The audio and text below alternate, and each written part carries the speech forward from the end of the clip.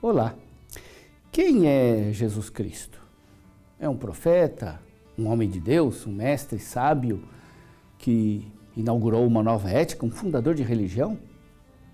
Tudo isso Jesus é, mas ele é muito mais do que isso. Ele é mais do que um profeta, mais do que um fundador de religião ou um mestre sábio. Para o cristão, a resposta à pergunta quem é Jesus só pode ter uma resposta. Jesus é verdadeiro homem e verdadeiro Deus. Como isso é possível?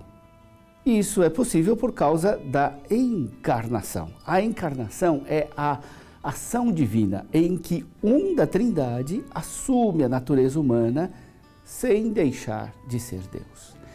A fé católica sempre precisou evitar os desequilíbrios que ora afirmavam a divindade de Cristo, negando a sua humanidade, ora que insistiam tanto na humanidade de Jesus que acabavam negando a sua divindade.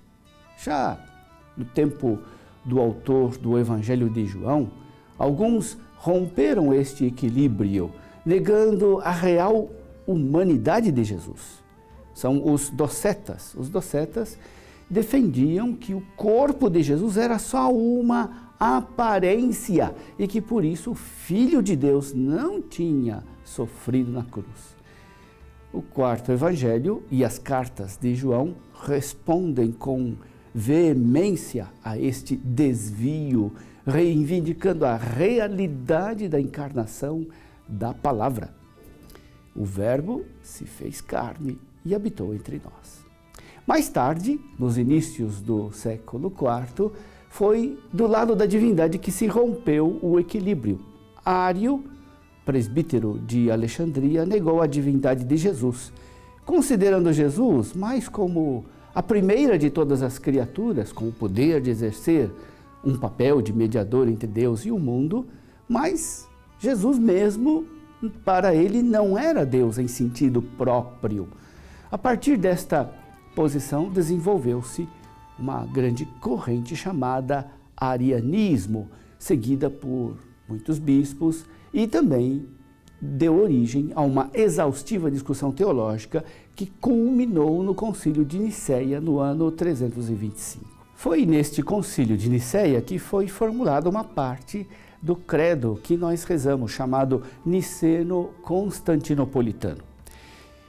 Desse credo deriva a expressão nascido do Pai antes de todos os séculos, tal como a especificação gerado, não criado, para que fosse claro que Jesus não era uma criatura, mas desde sempre Deus, que vive numa relação eterna de descendência do Pai.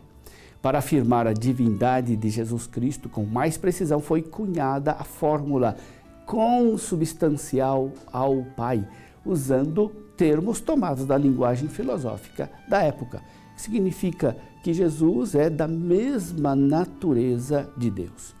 Com outras expressões mais poéticas, reunidas a partir da tradição dos primeiros teólogos, os padres conciliares completaram a definição, dizendo que Jesus é Deus de Deus, luz da luz, Deus verdadeiro de Deus verdadeiro. O credo de Nicéia foi assim pensado para transmitir fielmente às novas gerações de língua e cultura grega a mesma convicção acerca da divindade de Jesus que surge da pregação dos apóstolos e que estão presentes nos testemunhos reunidos no Novo Testamento. Em nenhum caso se pode defender que Jesus tenha sido divinizado pelo Concílio de Nicéia. Pelo contrário, é o Concílio de Nicéia que reconhece a divindade de Jesus. As reconstruções romanceadas que dizem que o Concílio de Nicéia divinizaram Jesus carecem de qualquer base histórica e documental.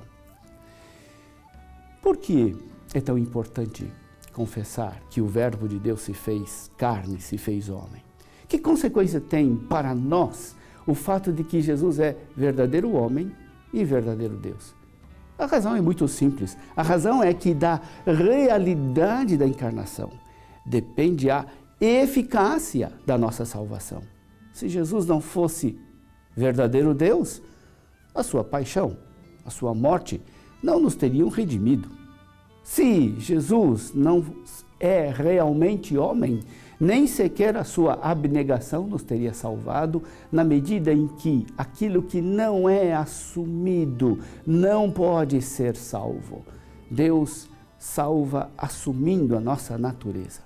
Esta preocupação, desde os primeiros tempos, exigiu da Igreja que se garantisse o correto equilíbrio na afirmação, quer da divindade, quer da humanidade de Jesus Cristo. Jesus Cristo é verdadeiro Deus, verdadeiro homem.